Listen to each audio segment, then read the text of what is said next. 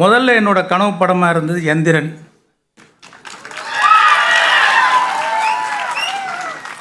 இப்போ என்னுடைய கனவு படம் வேள்பாரி. இது ஒரு பாட புத்தகமாக பள்ளிகள்லையும் கல்லூரிகள்லையும் வைக்கணுங்கிறது தான் என்னுடைய எண்ணம். காலங்காத்தால் கபிலரை கூட்டிகிட்டு பாரி ரொம்ப தூரம் நடந்து போய்கிட்டே இருக்கார். ரொம்ப தூரம் வந்தாச்சு. அப்போ கபிலர் கேட்குறாரு, இன்னும் எவ்வளோ தூரம் போகணும் அப்படின்னு. அப்போ பாரி கேட்குறாரு, கால் வலிக்குதா, நான் வேணால் தோளில் தூக்கிக்கிட்டுமா அவங்கள. இன்னும் புது புது டெக்னாலஜி அறிமுகப்படுத்தக்கூடிய கதையாக இருக்குது Velpari. Game of Thrones Avatar மாதிரி உலகம் போற்றக்கூடிய அறிவுபூர்வமான ஜனரஞ்சகமான காவியமாக ஒரு பெருமை மிக்க இந்திய படைப்பாக தமிழ் படைப்பாக வரக்கூடிய சாத்தியம் இதில் இருக்குது. எங்கே விட்டாலும் ஒரே திசையில் உட்கார்ற தேவாங்கு, காதலர்கள் பாரியும் ஆதினியும் இணைஞ்சு விடுற அந்த மூச்சில் விரிகிற நிலமுரண்டி மலர், 2 நாட்கள் ஆனாலும் போதை குறையாத நறுமணம் வீசக்கூடிய சோமப்பூண்டு, இது வரைக்கும் வராத ஒரு சோக பாடல் சுச்சுவேஷன் இது. கல்கிக்கு ஒரு பொன்னியின் செல்வன் மாதிரி ஆனந்த விகடனுக்கு ஒரு வேள்பாரி. எப்போ ஒரு பெரிய படத்தை எடுத்தாலும் இது சந்திரலேகா மாதிரி பிரம்மாண்டமாக இருக்குன்னு சொல்லுவாங்க. ஆனால் உண்மையிலேயே சந்திரலேகாவோட ஒப்பிடுற மாதிரியும் அதுக்கும் மேலேயும் ஒரு படமாக வேள்பாரி வரும் நம்புகிறேன். திரைத்துறையில் 50 ஆண்டுகள்ன்ற மிகப்பெரிய சாதனை செஞ்ச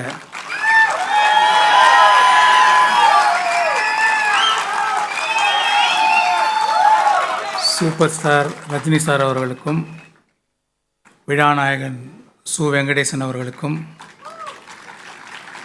ஆனந்த விகடன் நிர்வாக ஆசிரியர் ஸ்ரீனிவாசன் அவர்களுக்கும், திரு உதயச்சந்திரன் ஐஏஎஸ் அவர்களுக்கும், ரோகிணி அவர்களுக்கும், கோபிநாத் அவர்களுக்கும், வந்திருக்கும் பெரியோர்களுக்கும், பாரியின் வாசகர்களுக்கும் அனைவருக்கும் வணக்கம். நான் இது வரைக்கும் புத்தகம் சம்மந்தப்பட்ட விழாவில் வாழ்த்துறையெல்லாம் சொன்னதில்லை. ஒரு ஃபிலிம் மேக்கராக வேள்பாரி நாவலோடு உண்டான கனெக்ஷனையும் வியந்த விஷயங்களையும் பகிர்ந்துக்கலான் இருக்கேன்.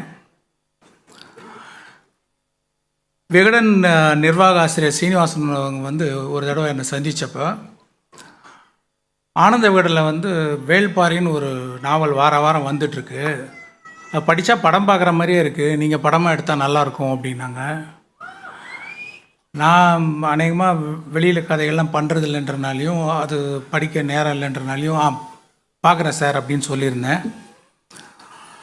அதுக்கப்புறம் பார்த்திங்கன்னா இந்த கரோனா டைமில் புத்தகங்கள்லாம் படிக்கலாம் அப்படின்னு முடிவு பண்ணப்போ ஞாபகம் வந்தது வேள்பாரி தான்.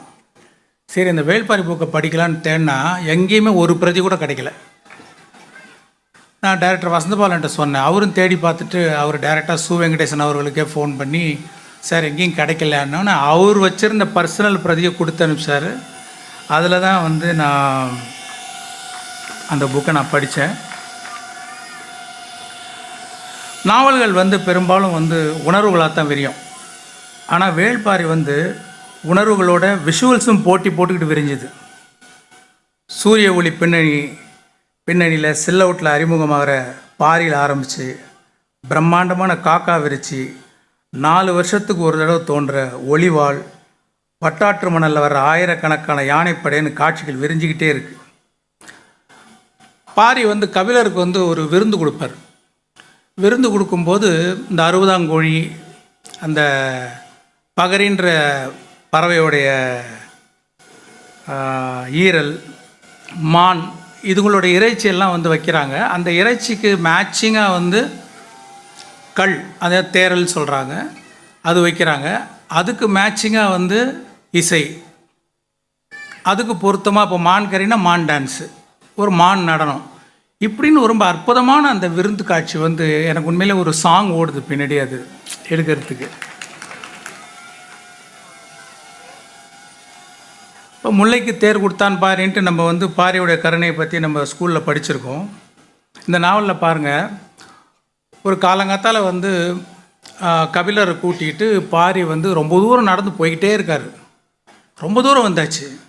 அப்போ கபிலர் கேட்குறாரு, இன்னும் எவ்வளோ தூரம் போகணும் அப்படின்னு. அப்போ பாரி கேட்குறாரு, கால் வலிக்குதா, நான் வேணால் தோளில் தூக்கிக்கிட்டுமா அவங்கள அப்படின்னு கேட்குறாரு. இல்லை, நம்ம தேரில் வந்திருக்கலாமே அப்படின்னு அவர் கபிலர் சொல்கிறாரு. இல்லை, இது மான்கள் இணையிற காலம், மேட்டிங் டைம். இப்போ தேர்வு வந்துச்சுன்னா அந்த சத்தத்தினால அதுங்களுக்கு தொந்தரவாக இருக்கும், அதனால தான் நான் வந்து நடந்தே வரேன் அப்படின்னாரு. எப்பேற்பட்ட குணம் பாருங்கள் நீங்கள். அதே மாதிரி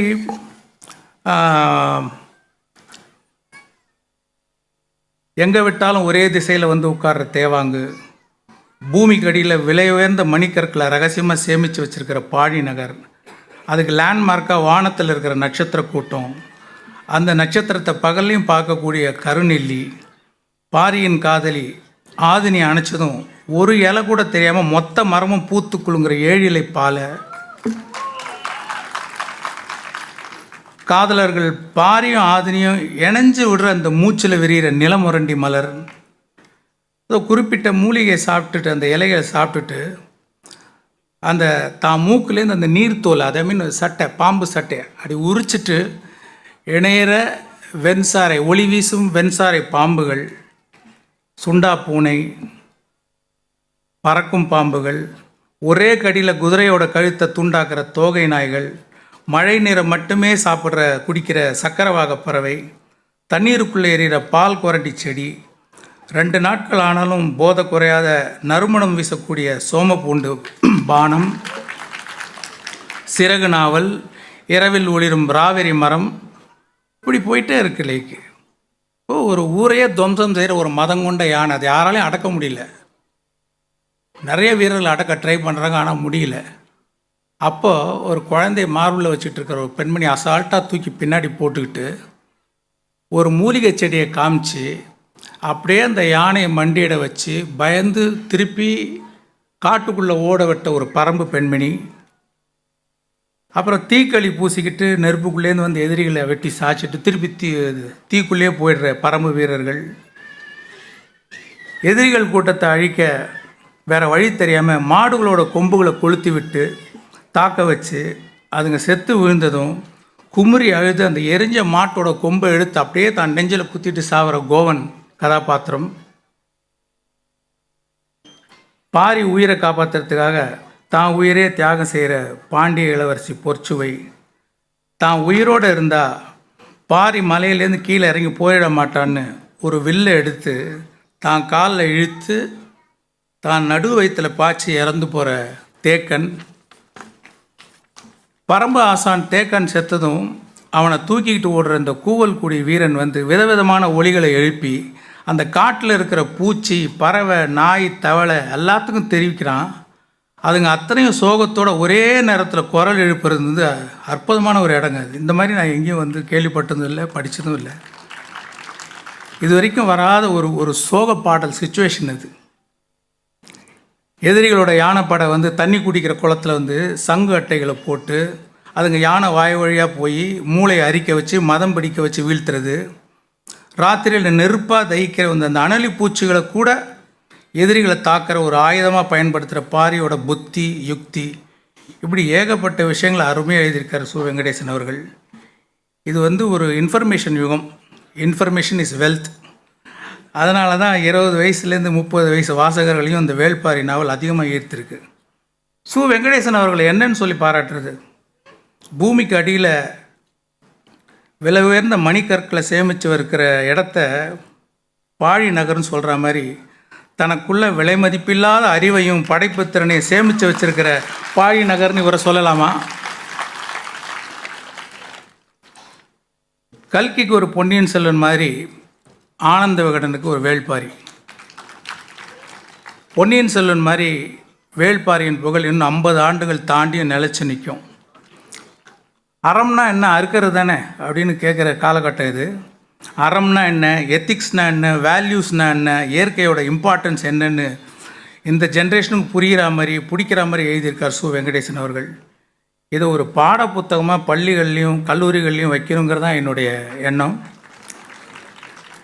இதை தான் குடும்ப சொத்தாக பொக்கிஷமாக பாதுகாத்து ப்ரமோட் பண்ணுற ஆனந்த விகடன் நிர்வாக இயக்குனர் திரு சீனிவாசன் அவர்களுக்கும் ஆனந்த விகடன் குழுவினருக்கும் எனது பாராட்டுக்கள். இன்னும் பல லட்சம் பிரதிகள் விற்க எனது வாழ்த்துக்கள். அற்புதமான ஓவியங்களை வரைஞ்ச மணியும் செல்வன் அவர்களுக்கும் எனது பாராட்டுகளும் வாழ்த்துக்களும். முதல்ல என்னோடய கனவு படமாக இருந்தது எந்திரன்.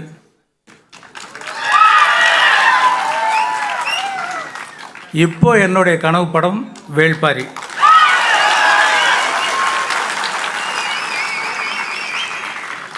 எப்போ ஒரு பெரிய படத்தை எடுத்தாலும் இது சந்திரலேகா மாதிரி பிரம்மாண்டமாக இருக்குன்னு சொல்லுவாங்க. ஆனால் உண்மையிலேயே சந்திரலேகாவோட ஒப்பிடுற மாதிரியும் அதுக்கும் மேலேயும் ஒரு படமாக வேள்பாரி வரும் நம்புகிறேன். எஸ்எஸ் வாசனையா இப்போ இருந்திருந்தாங்கன்னா அவங்களே இதை ப்ரொடியூஸ் பண்ணியிருப்பாங்கன்னு நினைக்கிறேன். ஏன்னா இதில் அவ்வளோ ஸ்கோப் இருக்குது. Performance, photography, music, lyrics, dialogues, art direction, costumes, action, choreography, VFX, சவுண்ட்ஸுன்னு இன்னும் புது புது டெக்னாலஜியும் அறிமுகப்படுத்தக்கூடிய கதையாக இருக்குது Velpari. Game of Thrones, Avatar மாதிரி உலகம் போற்றக்கூடிய அறிவுபூர்வமான ஜனரஞ்சகமான காவியமாக ஒரு பெருமை மிக்க இந்திய படைப்பாக, தமிழ் படைப்பாக வரக்கூடிய சாத்தியம் இதில் இருக்குது. Hope dream comes true. நன்றி.